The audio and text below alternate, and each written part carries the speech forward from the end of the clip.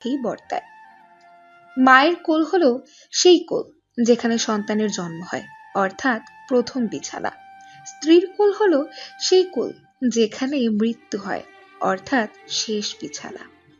গর্ভ থেকে জন্ম নেওয়াটাই মা ও স্ত্রীর মধ্যে যদি সবচেয়ে বড় পার্থক্য হয়ে থাকে, তাহলে শেষ কথা একটাই বলবো, একজন আপনাকে গর্ভে ধারণ করেছেন, অন্যজন আপনার জন্য গর্ভ ধারণ করবেন।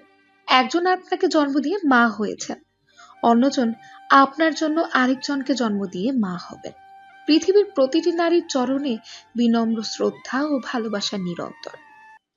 শান্তিতে ঘুমানোটা খুব কঠিন হয়ে পড়ে যখন তোমার মন তোমার বুদ্ধির সাথে যুদ্ধ করে। এমন একজনকে বিশ্বাস করবে যে তোমাকে দুঃখ দিয়ে নিজেকে অপরাধী মনে করে। এমন একজনকে ভালোবাসবে যার ভেতর সারাক্ষণ তোমাকে হারানোর ভয় থাকবে।